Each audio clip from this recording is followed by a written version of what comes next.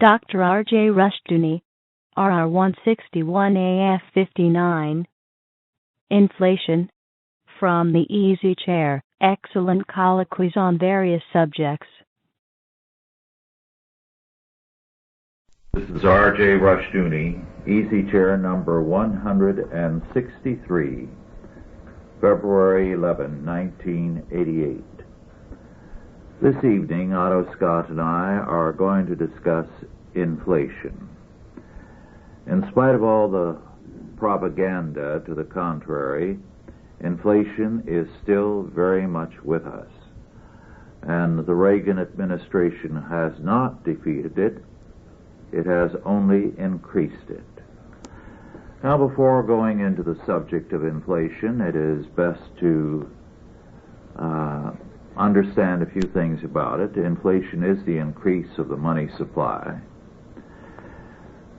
It is a subject that is important to us because we have been in a time of inflation since Roosevelt took office. One of the things that inflation does is to give relief to those who are in debt at the expense of those who are creditors. I'm going to read, before we begin our discussion, something from a book published first in 35 and again in 36. So it's over 50 years old. The author was Freeman Tilden. The title of the book, A World in Debt. And this is what he said, and I quote, "The vital prerequisite of an effective inflation, which will result disastrously to the creditor position, is the intent to falsify the true economic position of a nation, or to relieve the debtor at the expense of the creditor." Well, where there is no such intent, there may be a temporary inflation, not harmful, possibly beneficial, and it will contract itself when its work is done. Inflation, whether of bank credit or of paper money, cannot be effective until the larcenous purpose is generally comprehended. Unquote. I'd like to comment very briefly on what Freeman Tilden said at that point. When Roosevelt took office in the early 30s, he immediately began a vast increase of the money supply, a vast increase of available credit. But because people at that time did not have larceny in their hearts, and they were badly burned by the collapse, they did not buy his inflation.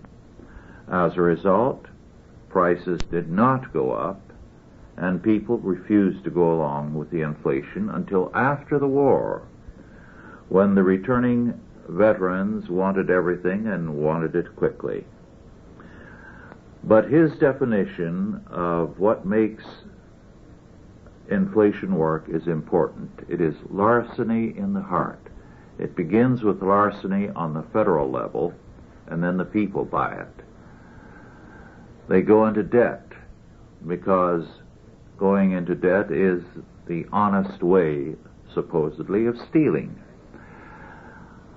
However, in the end, it's the people who are robbed by the federal government, because as inflation proceeds, they are progressively gutted through taxation as well as inflation. Well, I'm going to stop at this point. Otto, do you want to make some general comments, including a comment on whether or not we have had inflation in the last few years? Well, yes, we've had inflation, I think, for longer than that, Rush. There was an old account book in my maternal grandfather's home, and he worked on the brickyards. And I noticed that around 1910 or so, he made about $12 a week, which was a considerable wage in those days. Mm-hmm. Very good wage. His home only cost $720. and you paid cash for it. At that rate, it was about the cost of a year and a half's salary, or a year and a half's income. If homes today were selling at a comparable ratio, they would be selling at, say, $35,000. But $12 a week support a family. 3 or 4 cents could buy a meal in a restaurant. $1 was a fair size note. Mm-hmm. $10 a very big note, and so forth.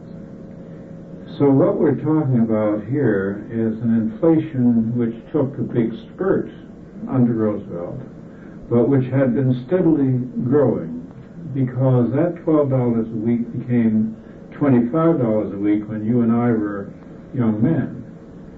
$1,200 a year was a fair salary for a working person, postal salary, you might say. Then, in 1967 or so, I did an article discussing the role of scientists in the rubber industry, and I interviewed the directors of various rubber research institutes.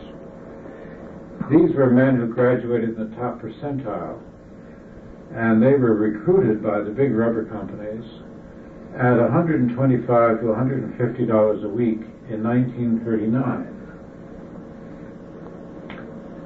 In 1967, when I interviewed them, the same institutes were recruiting the same caliber of young graduates, young scientists, mostly chemists and so forth, at $1,000 to $1,500 a month, which was a factor of 10. Now we find that has been doubled again, so that, well, more than doubled. High-priced law firms last year were beginning young men at $60,000 a year. I don't know what the rubber companies are offering, but I would suppose somewhere between $40,000 and $50,000 a year for the top grade. So we're getting into boxcar numbers. Mm-hmm. Now, if we look at inflation in other countries, we find that it runs its full course roughly 3 generations. And if we go from, let's say, 1913 until now, we're about 80 years old, a little over that, more or less. So we have another decade to go, in which we could, if the parallel holds up, see what the economists call the chute, in which everyone loses faith in the money. Yes, it is true, as you said, that inflation is a long-standing thing in this country. Some years ago, I did quite a bit of reading and studying, and I thought for a while of writing a book on the coinage of the United States in the early years and what happened. And I did write 2 or 3 chapters, and I don't know what's happened to them. But what was especially interesting to me was the way business was conducted from the time of George Washington to within not too many years of Lincoln. We had in those early years a halfpenny piece. We had a penny. We had a 2-cent piece. All 3 of these were copper. Then we had a silver 3-cent piece, a 5-cent piece, or half dime, as it was called. We had the dime, and we had the 20-cent piece. Now, most of the business was conducted with the first 3 or 4 coins, because each of them would buy quite a bit. So that a dollar bill was very great wealth. It was a lot of money. Moreover, when we first started to mint gold coins, our first coins had no denomination because they were in terms of weight. And later, when we did give a denomination, the $20 gold piece, or double eagle, was 1 ounce, 90% fineness gold. The eagle, or $10 gold piece, was half an ounce, and so on down. So it was a very hard money-oriented culture that we had. And what happened was, at first the half cent went out of circulation, and then the 3 cent, and then we had a nickel instead of a half dime, which had been silver, and the 20-cent piece went out. And of course now they're saying that the penny is obsolete and the nickel, maybe the dime, because parking meters have gone up to a quarter. So we're seeing some dramatic changes in the whole outlook of the country. And von Mises once commented on the fact when somebody said there's not enough gold or silver in the world to provide currency. And he said, after inflation goes for a while, there's not enough paper in the world to provide money. And states are the only agencies that can take perfectly good paper, print them into money, and make them worthless. Well, that's fascinating. I didn't know about all those coins. The half dime I know about, and some of the others, but all of them I didn't know. But as you recall, both of us ran across an old book on American money about 3 or 4 years ago, beginning with the continental dollar, paper dollar. Mm-hmm. And I'll never forget the congressman then who said, why should we ever have any problem with money? We just get a queer of paper and print whatever we need. And although this has been to an extent a hard money country in the past, it was also always a country where the people felt that money should be made plentiful. And our banks put out all kinds of paper, all through the history of the United States. And they're still doing it, of course, through the Federal Reserve. Mm-hmm. Now, I remember interviewing Bill Freeman, who was a remarkable man. He went into the banking business when he was about 12 or so, as a gopher, I suppose you'd say, in a Chicago bank, and he wound up in his 80s, highly respected, very successful banker, loan officer. And one of his early tasks was to take a big bundle of various banknotes, and that's what a banknote was, a piece of currency put out in the name of a bank, down to the clearinghouse in Chicago, where they would austerize them in some fashion or another and put them all together. I'm not quite sure myself how it worked. And some of these banks would fail. Some were better than others. Some were known across large areas, and some were only regional. And from the beginning, therefore, there has been a sort of a poor man's greed, you might say, Mm-hmm. regarding the whole issue of money in the United States. We've had several problems, I think, which led to this.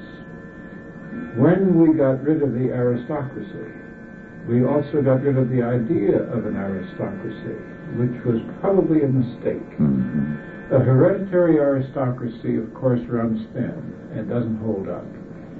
But what Jefferson referred to as an aristocracy of merit really should have replaced the hereditary aristocracy, and it didn't. And what we used instead, nationally speaking, was money. So that a person with money became worth more in every sense than a person without money. which wasn't a very good idea. But it set off a mad scramble, which we've never really overcome. Yes, that's very true.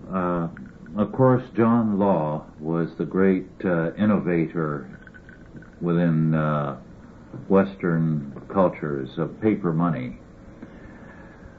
And ironically, he was a Scot who propagated his ideas in Britain, where they were never ready to go along with him altogether. Now, in a sense, you could say the whole idea of an inflationary currency first began in Britain with the Bank of England.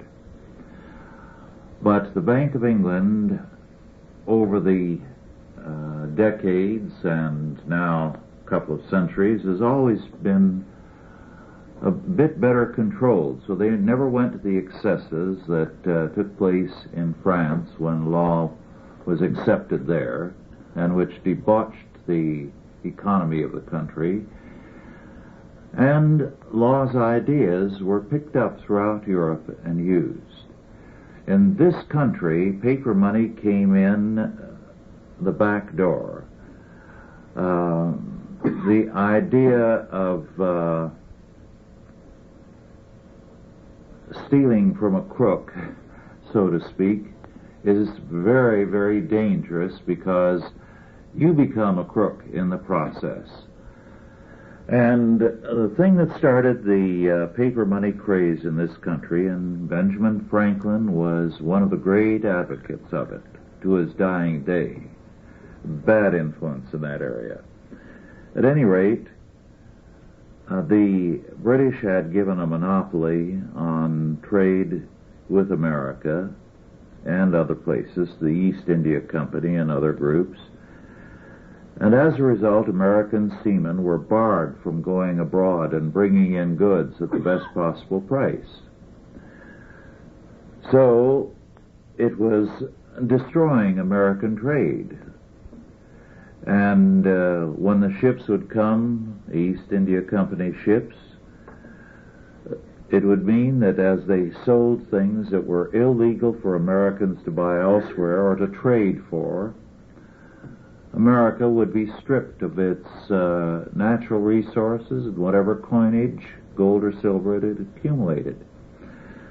So, since the acts of the various state or colonial legislatures were valid until the king overturned them, he had the veto power, and that took a few months with the sailing vessels of that day to carry the acts to London and then to come back with his signature or veto, and they were valid until he vetoed them. So the colonial legislatures decided, we'll get even with the East India Company and these other groups. We will pay them off in paper, worthless paper. So they passed paper money laws to get at these British monopolists. But it became an addiction, and the common people began to love it. So with the war, of course, it created all kinds of problems, and it was with difficulty that they got the hard money clause through. But they left a loophole in that they allowed the banks the power to create paper money. And almost every depression in American history until this century was created by the banks with their paper money. Well, let's go back to John Law for a minute. Fascinating story. But you know that Law gets credit, he gets too much credit. It's true that he introduced the idea of paper money to the regent in France, and that he convinced the regent and various and sundry others that based upon the power, the value of the land, I believe, that would back the paper money. But that wasn't sufficient for the French of that day, because it was a period when gold and silver was money. So therefore, they said the paper money that was printed and circulated would be backed by gold. And on that basis, it was accepted. Then when one of the nobles had an enormous amount of this paper money, he sent his servants and a carriage to the French treasury and said, I want to redeem this. The government reneged and refused to pay off. And that's when the whole thing fell apart. Yes. Now, that reminds me very much of the United States. Mr. Nixon was confronted with a run on gold. Our dollar was still redeemable in gold by the central banks, not by the individuals of the United States, but by the central banks. And the Central Bank of France in particular, which has always had a great fondness for gold, the French love gold, made a big run on the Nixon administration treasury for gold. And then he closed the gold window and said, we will no longer honor our promises. Now, prior to that, of course, Mr. Roosevelt had done that to the people. He had done what the regents of France had done. He had said the American dollar used to be backed by gold. And Mr. Roosevelt was the one who said, not only will the dollar no longer be backed by gold, but the citizens of the United States will no longer be permitted to own gold. And the Supreme Court of the United States upheld him in this confiscation of property. And that was a court which was then described as too conservative. Yes. It was a court that had spaghetti for spines.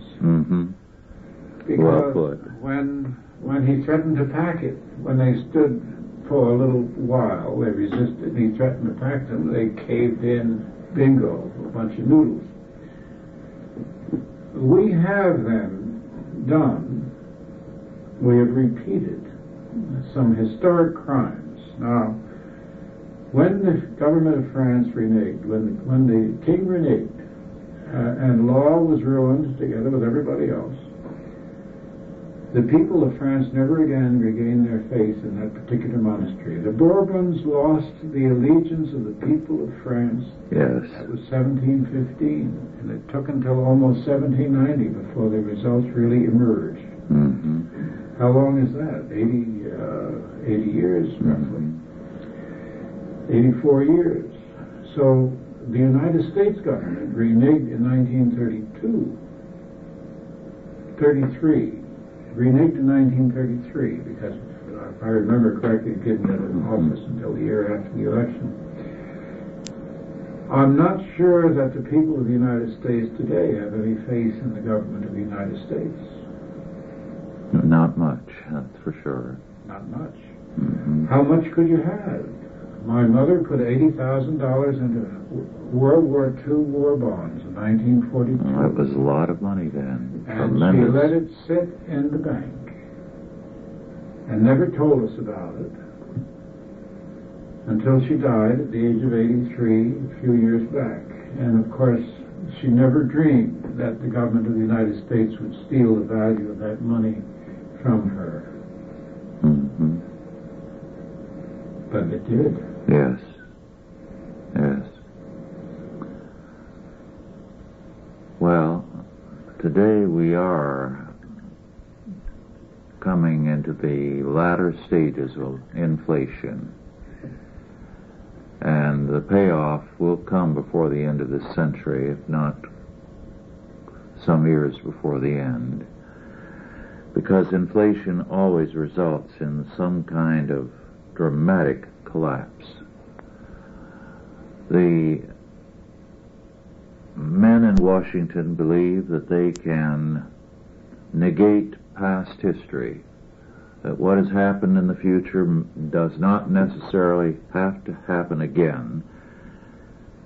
And basic to that premise is the belief that there is no God, that there is no law in the universe, that man can govern reality and remake it as he chooses. I have a good quote on that. I have an interesting publication here called A Understanding Defense. I hadn't seen it before. Somebody mailed it to me. And it's an independent newsletter. Most of it seems to be fairly interesting, but he's got one paragraph here which really caught my attention. He says, while the dollar in its worst cases has fallen about 50% against the mark of West Germany, our third largest trading partner, and 43% against the franc of Switzerland, our 16th largest partner, it has risen nearly 140% against the peso of Mexico, our fourth largest trading partner, and almost 240% against the currency of Brazil, our 12th largest partner. Against our largest partner, Canada, the dollar has fallen under 8% and not even 30% against Japan, our second largest partner. And those figures, he says, are taken from the 14th of December, 1987. Well, that's a very interesting way to put things, because when he says that our dollar has risen against Brazil, of course, we're talking about a country where the inflation rate is 1,000%. Yes. And when it's risen against Mexico, the Mexican peso is dropping like a stone, everybody knows. And what we're looking at here is a statistical description of an artificial world. Yes. Which is totally remote from anything real. Now, economically speaking, to talk about our economic circumstances is almost impossible. Because, for instance, we don't know the cost of our agricultural products. Because of the immense subsidy given to the agricultural sector, we don't know what it costs to raise what. And therefore we have no idea of what pricing mechanism is at work. Nor do we know anything about these other currencies in relation to ours. What we're talking about is a bunch of paper. None of them are backed by anything. Mm-hmm. It's not even, when you come right down to it, money. If you move from one of these countries to another, you have to declare how much you had when you came in and how much you're leaving with. It's as though we have a bunch of company stores and a bunch of corporations running us all, and they're issuing their own cigar coupons and telling each one of us what we can buy with them. Mm-hmm. Well, how can you make economic sense out of this sort of a world? What is the real value? What do we use as a standard? Yes, and every attempt is made to prevent the one real standard in the economic scene from registering properly. That is the price of gold. So you have dumping of gold by central banks, apparently, it's reported regularly, in order to depress the price so it will not reveal the weakness of the paper currencies. So that's a further fraud that is practiced, to give an artificial strength to the paper currencies in relationship to gold. Well, the central banks still use gold. Yes. The bankers tell us that gold is not really collateral. One of the things recently that has upset the gold market has been an agreement by one of the large banks to lend a mining company money using 1 million ounces of gold as collateral. Now, I think $400 million or something of that sort, $400 I think is what they're willing to lend. I'm not positive about the figure. It's a large amount of money. And that has upset the whole banking system. Yes. Because it's the first crack in what was a boycott against the use of gold as collateral. Bankers across the country have said you cannot bring gold into here, we won't lend you any money on the gold, even though the price of gold keeps going up. Yes. Even though they'll take your house, even though the house has got termites all over it. They won't take gold. Well, this, of course, is puzzling, accepting that what we're talking about is a solid union position, because otherwise everything in the bank will become worthless. Yes. Now, on the other hand, the Wall Street Journal recently had an editorial headed Good as Gold. Mm-hmm. And did you read it? No, you didn't get me last Friday's. Oh, well, I'm sorry. I watched for it, but Friday's paper didn't appear. Oh, it's home. I'll bring it tomorrow. I apologize, because it's the lead editorial that says Good as Gold. And it has some kind things to say about Jack Kemp, Mm-hmm. because Kemp recognizes that gold is a standard of value.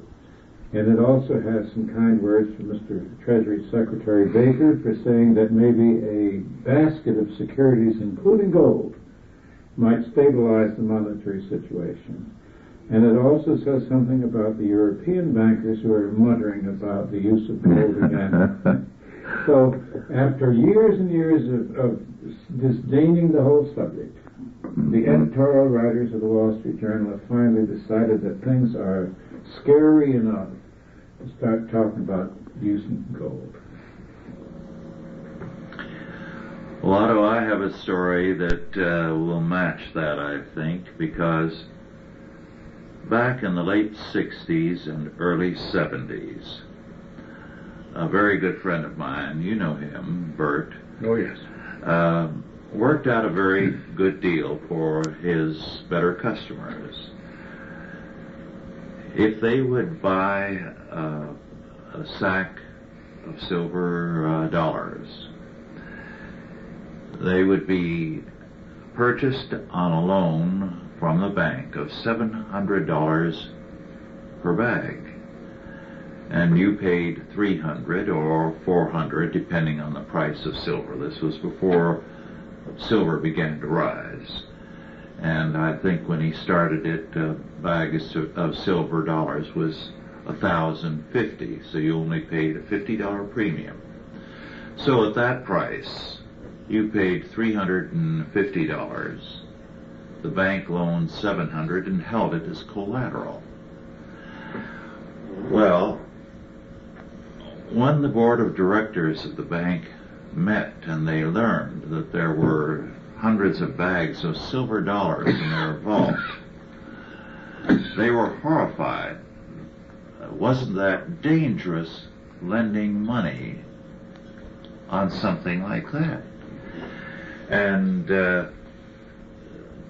he was told by the bank vice president, who had been in charge of this, we have only loaned out $700 per $1,000 bag. Yes, but what if the price of silver collapses? How could it? Yes, it's legal tender. How could it collapse? It could never go below a dollar was $1,000. a dollar. Yes. So they still could not comprehend it. I should add that a popular movie star was one of the board members of that bank, so you know how much intelligence there was in that board. The federal government, of course, finally killed that kind of deal, said they could not borrow on money. Is that so? They couldn't borrow on money. On the money of the United States, silver dollars.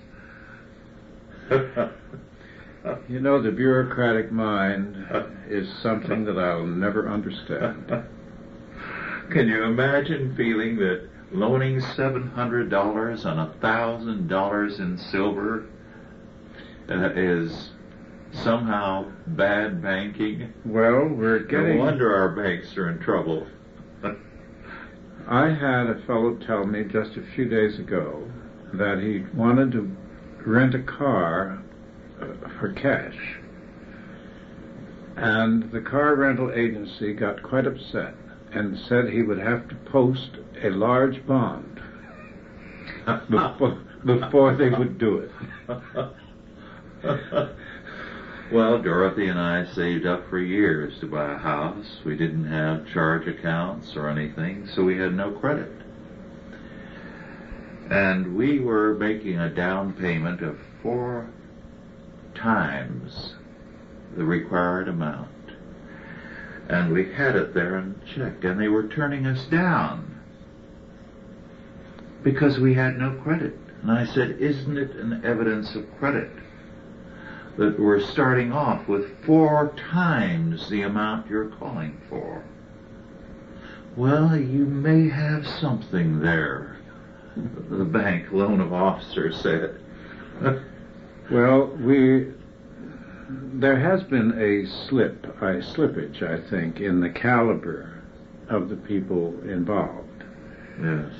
Just as an experiment, about 10 months or so ago, my daughter has I took out an insurance policy payable in 20 years when she was 5.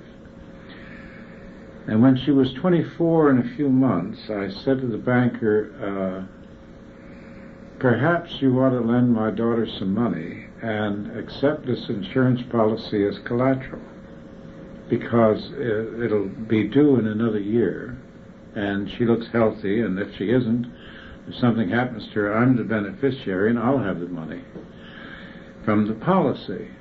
And he said, well, I'll have to ask the central office.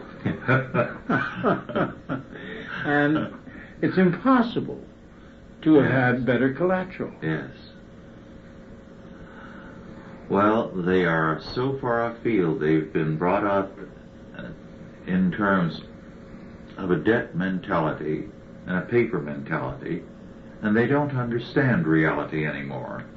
What they're up to is mortgaging houses. Yes. They can understand a home mortgage, equity loan, they call it. They won't call it a second mortgage. But they're hung up on this. That's the only thing they want to lend on. There's a story that I remember from my grade school days. I think it was written by H.G. Wells, about the man who had one eye, and he lived in a valley where all were blind, and the persecution he endured, and he had finally to flee for his life because they insisted that reality was not what he said it was. That has all the ring of truth. Mm-hmm. Well, it is true, bankers are not businessmen. Bankers are bankers.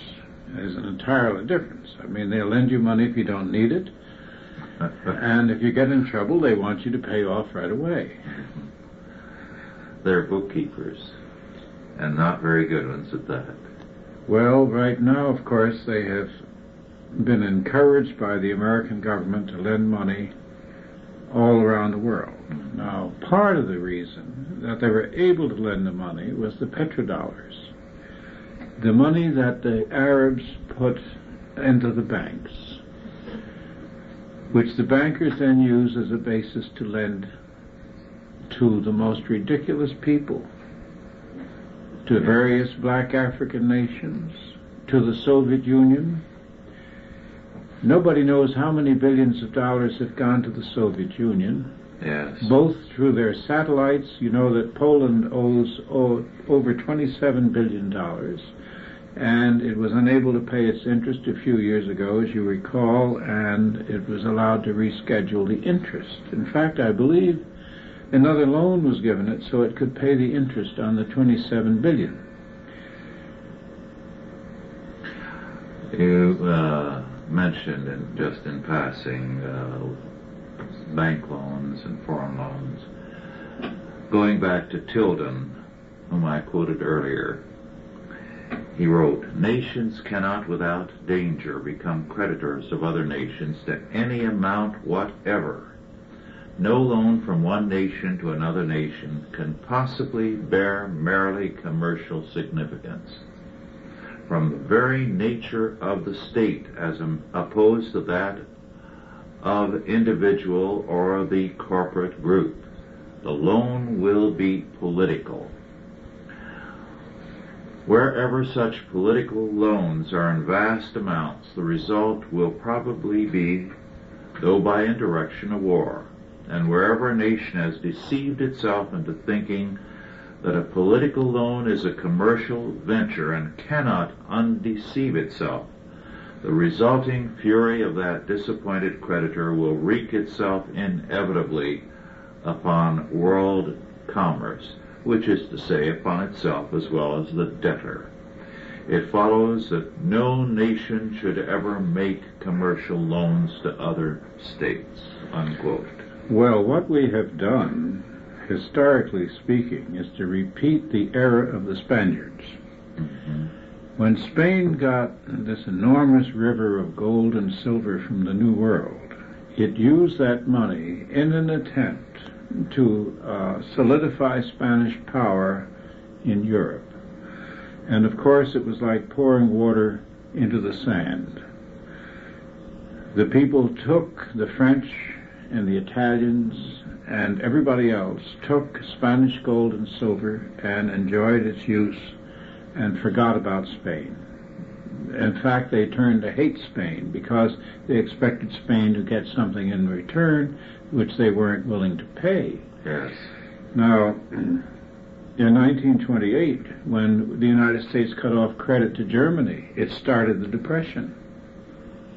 Central Europe collapsed without the American subsidy. Mm-hmm. And the whole thing swung around like a big boomerang to hit the markets of New York and so forth. Right now, Castro is organizing all the Latin Americans to default. What can the United States do if they do default? Nothing. We can't invade them. And I understand by reading Franklin Sanders' newsletter, The Money Changer, that there was a seminar sometime, I believe, this summer in Colorado, in which they discussed one immense central bank for all the Western countries and the issuance of a new currency. Of course, you know that the common market has already issued a gold ecu, Yes. which nobody has accepted and nobody is using. But it's there. And the Wall Street Journal once in a while carries a little ad for anybody who wants to buy one. So they're talking about putting all the central banks together. Well, what difference does that make? It sounds like those agencies that say consolidate your debts. I often wonder, if you consolidate your debts through the agency and they charge you a fee, you owe more than you did before you consolidated. Yes. So what are they talking about? Yes.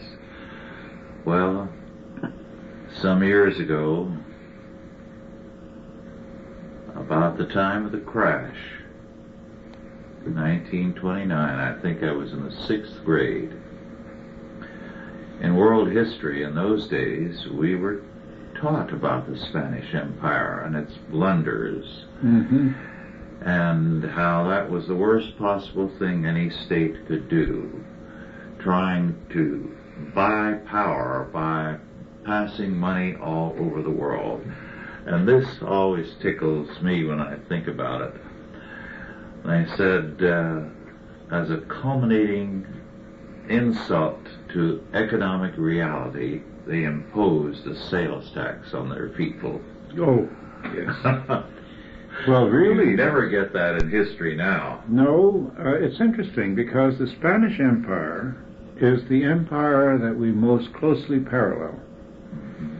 Now, of course, the Spaniards were great fighters to begin with. They didn't get that empire through trade and commerce. They got it through war. Mm-hmm.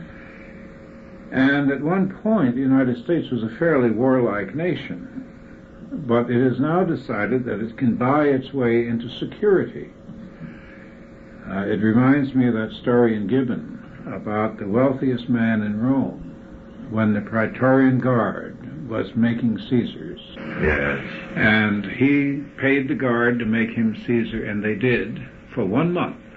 And then when he was at a banquet, they came in and cut off his head. Now, money is not power. No. It's only power in a stable society, in a organized and secure civilization. Then money is influential and money has its uses. Real money, of course, makes men free of the state. And the problem Spain had was that it was unearned wealth.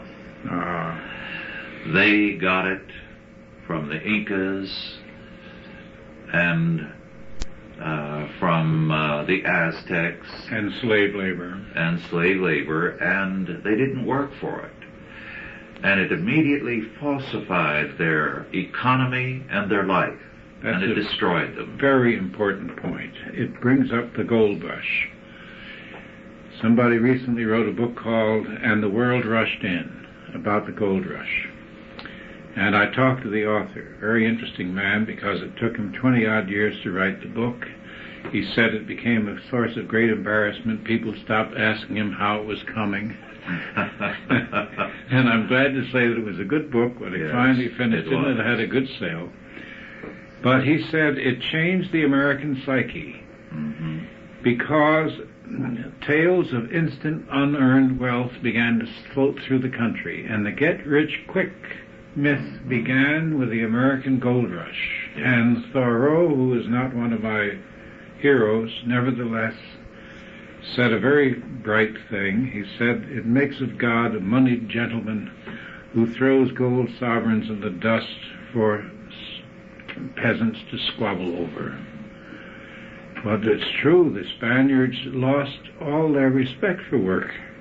Yes, and it's interesting that the Spanish inflation, unlike any other inflation in history, was not with funny money. No. It was gold. That's right, it was with good money. It was with good money, but no work. But what they did with their money at home, they built nunneries, they built monasteries, they built cathedrals, they built churches, and they built schools. Now, I don't care how educated you are, you cannot educate yourself into wealth. Yes. That's not real wealth. And it became a sign of a gentleman that you did not have to work. Absolutely. And that corrupted Spain. It's begun to be the same sign here. Yes. You have to go through college, you have to have your degree, and you don't stain your hands fixing automobiles or painting houses or digging ditches or anything of that sort.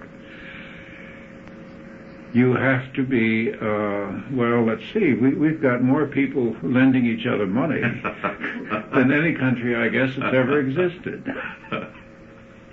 Yes. It's a service economy. Everybody is taking in a neighbor's washing, and that's how they stay wealthy.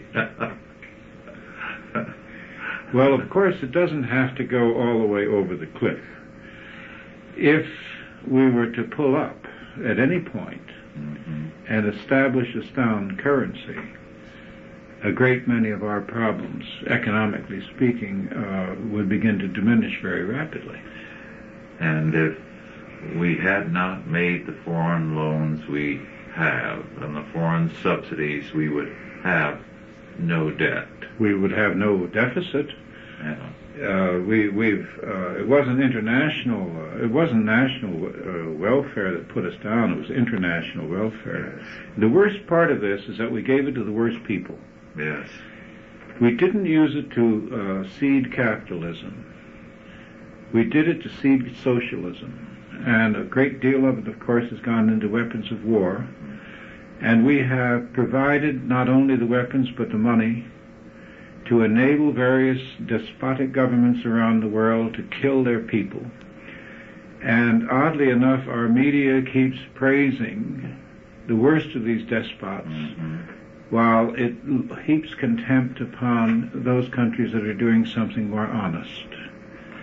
How much would you say we have lost in dollar value in the last 2 years? Well, overall, 50%. 50%. And most people aren't aware of it. 50% of everyone's fortune has evaporated in the international marketplace. Now, of course, when we talk about printing more money, we have to consider credit cards, that's money. And we have to consider all the various instruments of money. So we have M1, 2, and 3, and so forth. We have all. Our forebears would have been amazed at the idea that you and I could write out money in the form of a check. Make our own. Well, we've created a great many instruments and the instruments are now ruling us. They have altered the attitude of people towards money, towards spending. Well, just look at the sums of money.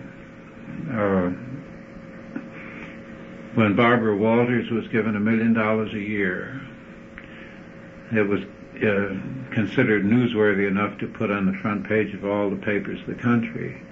But today, people like Don Rather are getting $2.5 million a year, yes, or more.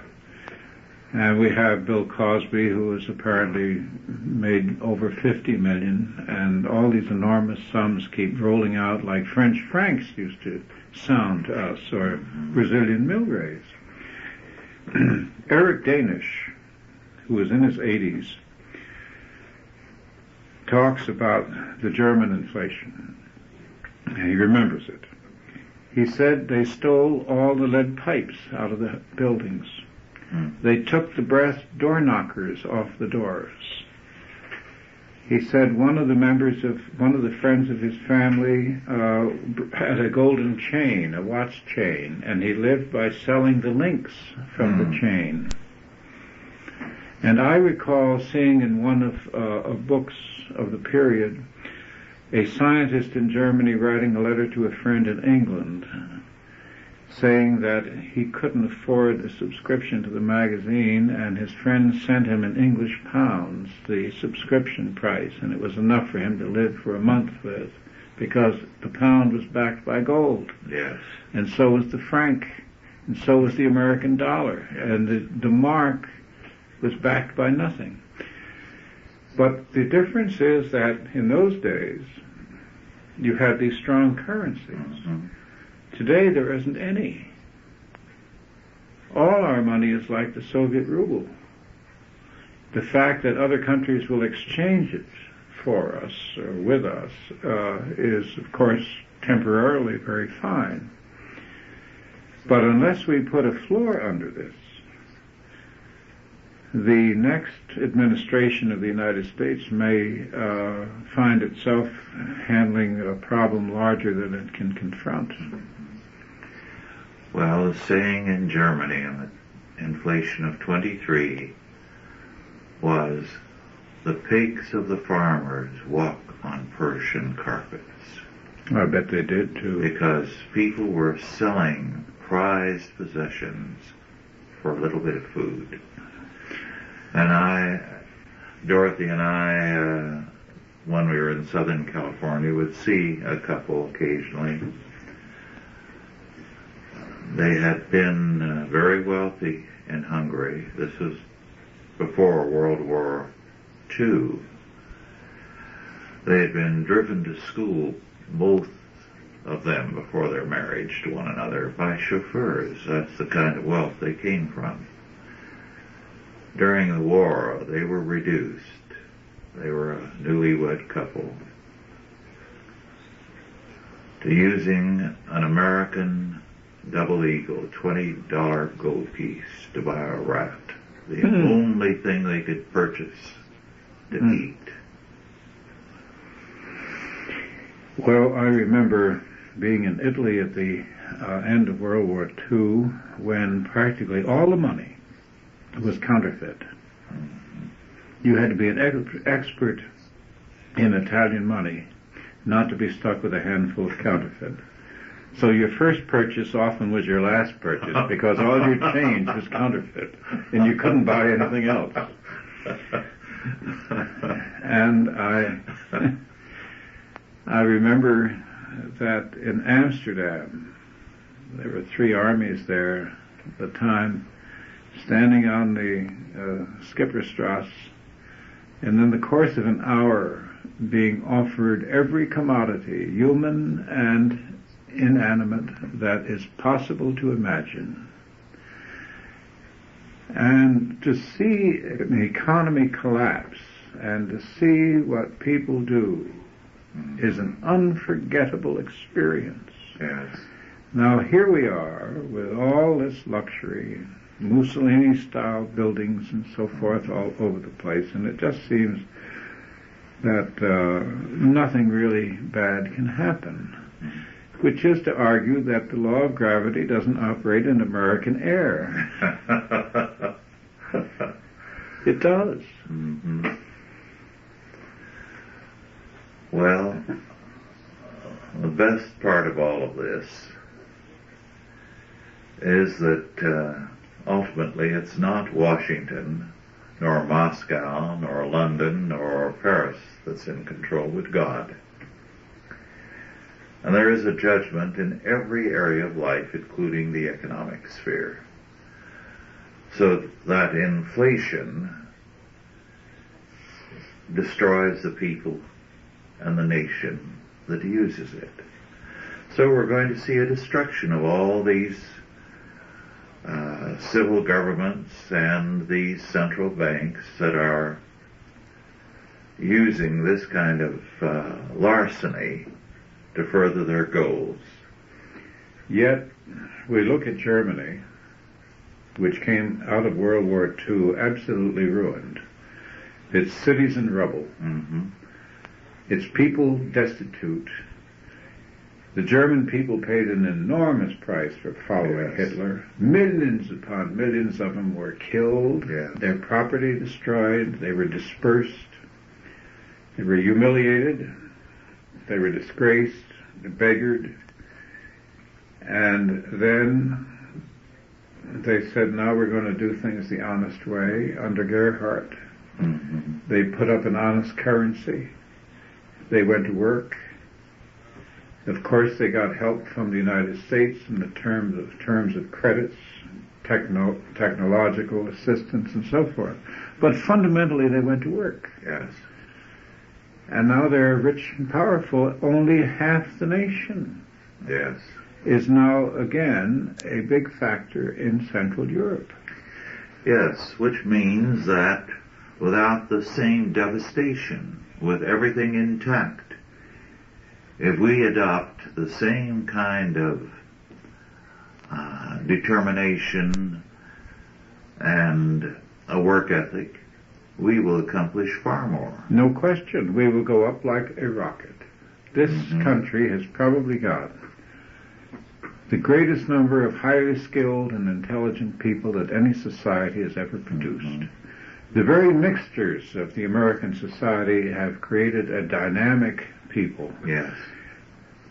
The only problem is that we have, as Hannah Arendt said, the Americans are wonderful, but she said they lack conceptual thinkers. As a nation, we have never produced great philosophers. We have never really produced outstanding spiritual leaders.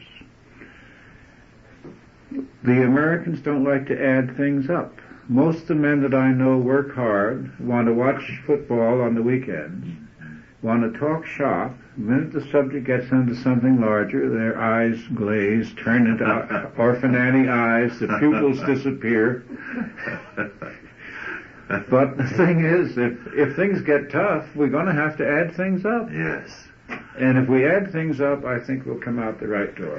And I think that's what's happening now. I do believe that we are a part of something that's happening in the United States that's going to turn this country and with it the world around.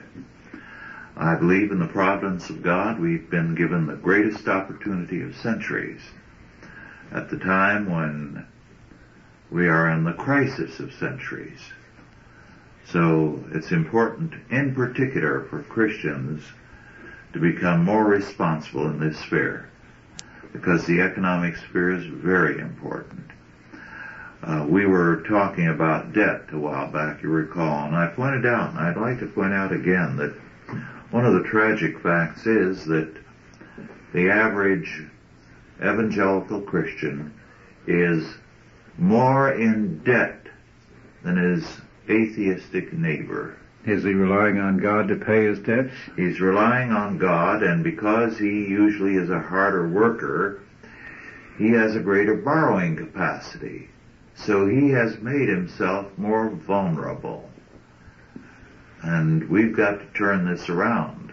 I'm glad that we are hearing from people who say that as a result of what they've learned from us, they are working to get out of debt or have managed in the last year or so to get out of debt. That's great, because, you know, if you pay off your mortgage ahead of time, you're out of debt that much sooner, and you pay less. Yes. Yes.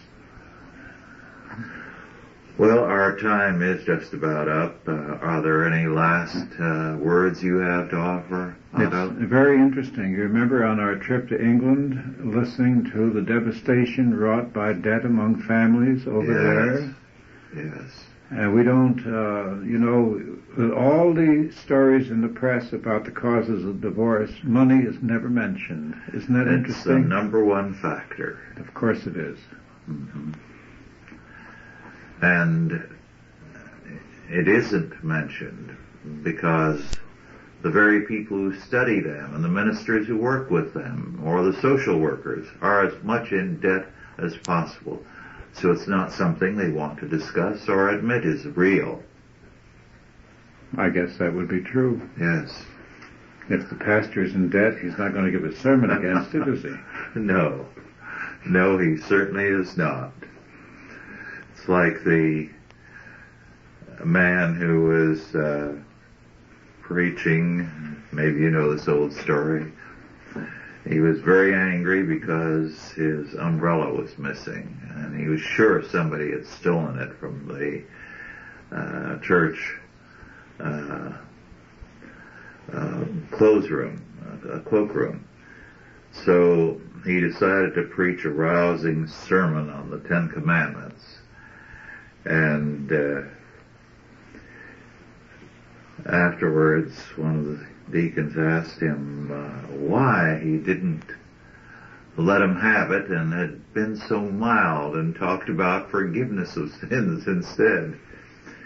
And he said, well, brother, when I got to the commandment, thou shalt not commit adultery, I remembered where I left my umbrella. So I think that's why ministers don't talk about debt. They have a bad record there. Well, with that terrible story. It really is. Yes, it is. But I was making a point about debt, and I thought the story would explain why they don't preach about debt. We'll say good night, and God bless you all. Authorized by the Chalcedon Foundation. Archived by the Mount Olive Tape Library. Digitized by ChristRules.com.